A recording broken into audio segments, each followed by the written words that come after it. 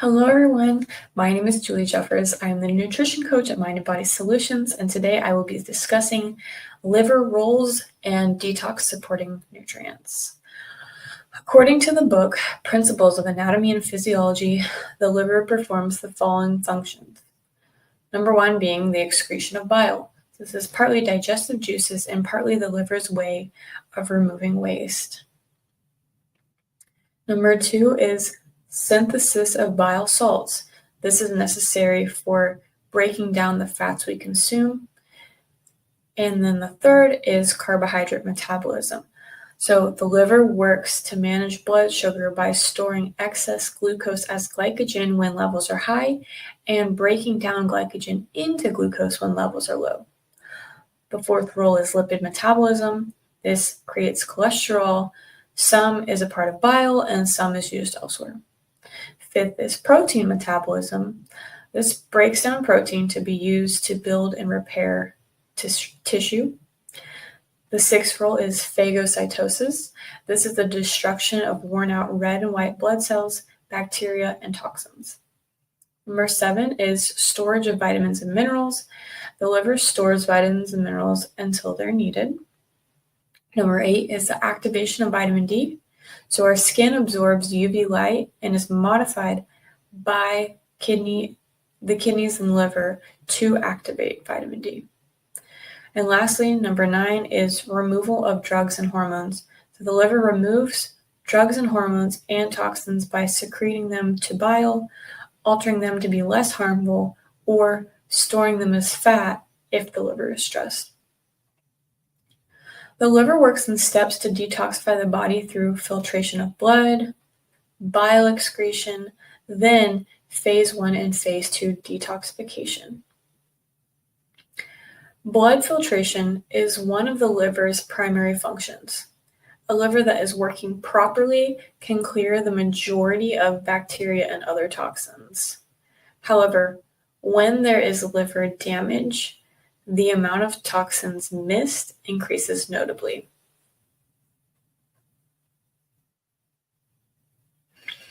Bile excretion. This is the second detoxification process. Every day, the liver makes bile, which carries toxins to our intestines to be absorbed by fiber and then excreted as waste. Now, if you're not consuming enough dietary fiber, the toxins do not sufficiently bind to the fiber and end up being reabsorbed into the body.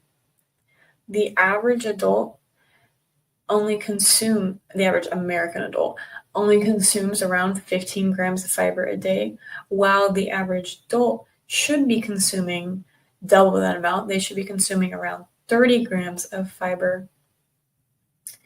In phase 1 detoxification, this is where cytochrome P450 enzymes are used to begin the process of converting fat-soluble toxins into water-soluble waste. In this phase, drugs, pesticides, gut toxins, excess hormones, and histamines are eliminated. The function of phase 1 can be affected by lifestyle choices, exposure to metals, chemicals, etc., through your nutrition, through your thoughts, and through genetics like gene mutations such as MTHFR. Nutrients needed during this phase include vitamins B2, B3, B6, B12, folic acid, glutathione, and flavonoids. Now, intermediary metabolism is a stage between phase 1 and 2, where substances are highly reactive and could cause the production of free radicals. So during this stage, because of those free radicals, it is extremely important to be consuming antioxidant protective nutrients such as vitamin A, vitamin C, vitamin E, thiols, which is found in garlic, onion, cruciferous vegetables, and then also getting selenium, copper, and zinc. Such nutrients can be found in colorful fruits and vegetables, especially leafy greens, mushrooms, sunflower seeds, and wild caught fish. In phase 2 detoxification, conjugation occurs through different detoxification pathways to prepare for excretion via urine, bile, or stool. The nutrients needed during this phase include amino acids or protein, choline, glutathione, magnesium, vitamin C, vitamin B5, and B12, and also sulfur.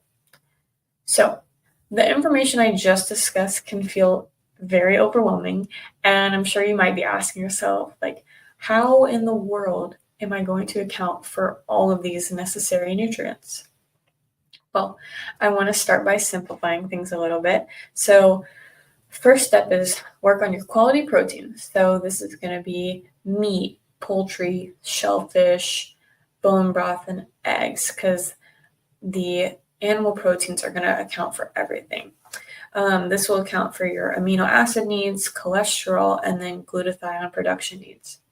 So, vegetables to prioritize, I want you to think of dark leafy greens. So this is kale, spinach, Swiss chard, all your greens, turnip, mustard, beet, collard, all of those, arugula, romaine lettuce, etc. Also, try to get in some sulfurous vegetables like broccoli, cabbage, cauliflower, Brussels sprouts, also garlic, onion, and leeks. Mushrooms are really great as well. I would recommend getting shiitake, cremini, or portobello. So all of these will account for your B vitamins, sulfur, magnesium, and insoluble fiber, which moves our waste. And then some other produce to look for is colorful fruits and veggies. So berries, citrus fruits, apples, try to eat them with the skin, tomatoes and peppers. These, because of the colors, they're going to be a good source of flavonoids, additional vitamins, and soluble fiber, which attracts waste.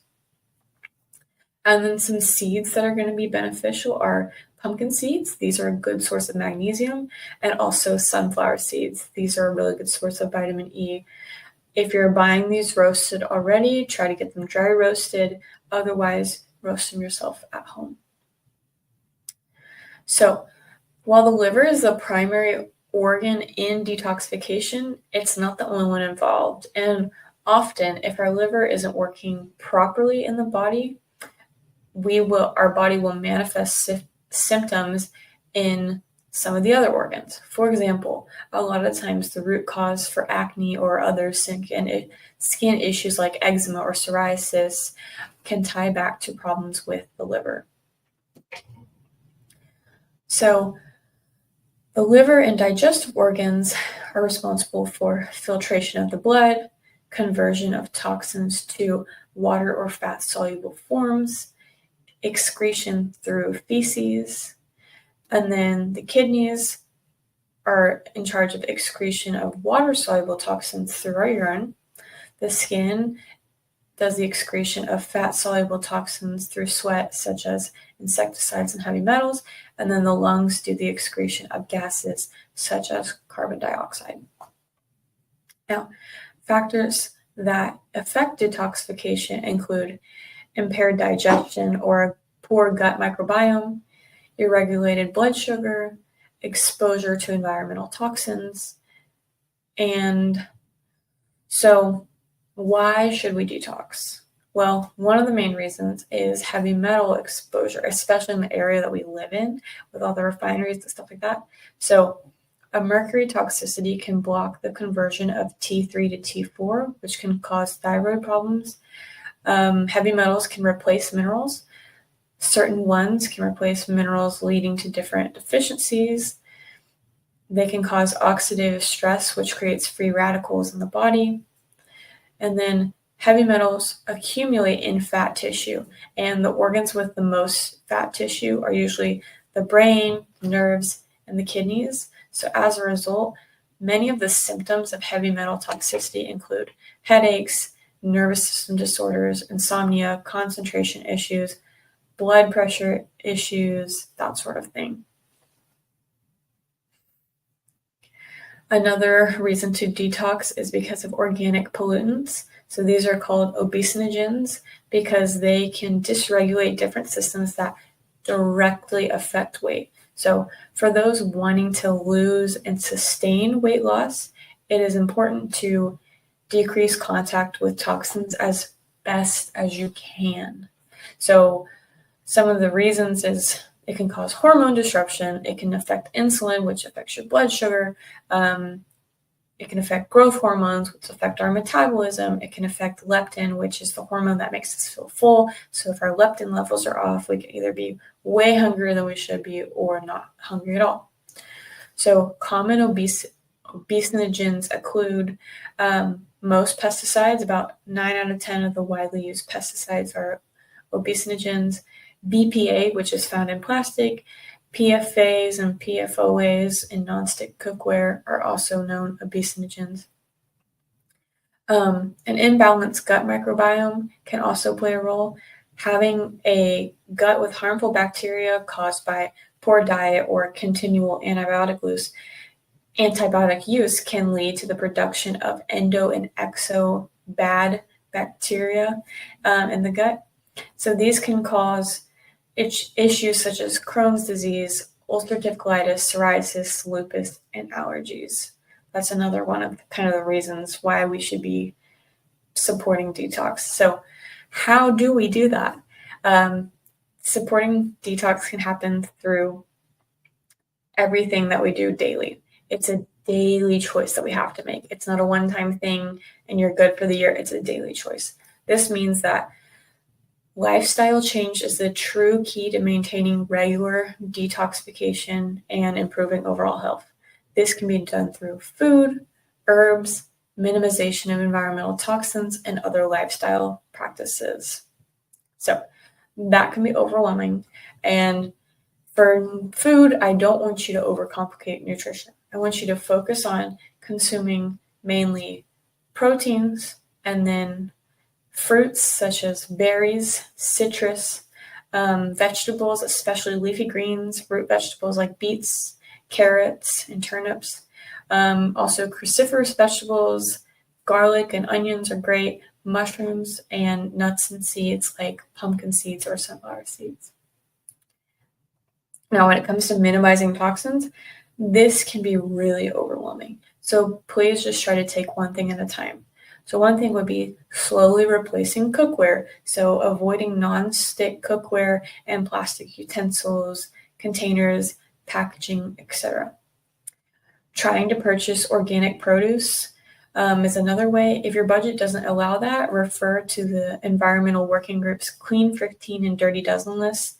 The clean ones are the ones that have the least pesticide residue and they're safer to consume non-organically. The Dirty Dozen have the highest pesticide residue and should be bought organic or just kind of avoided in general.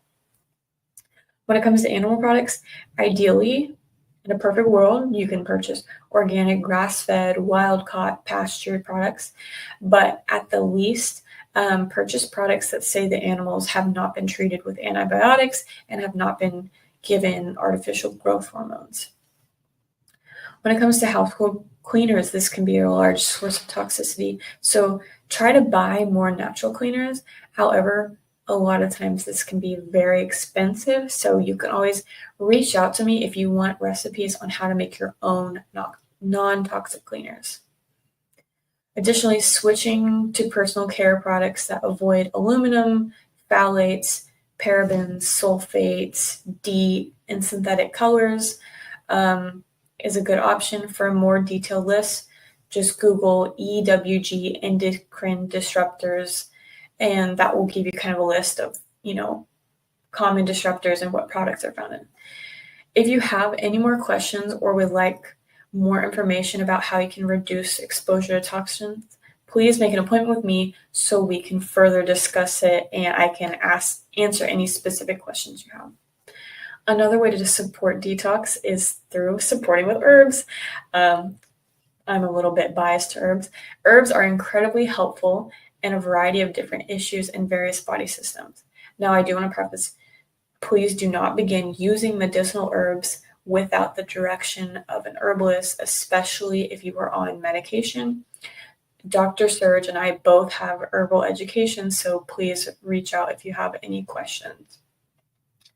So dandelion root is a very well-known herb for being supportive of the liver, specifically healing liver congestion, a swollen liver, gallbladder congestion, thick bile, gallstones, lack of bile, and constipation from bile.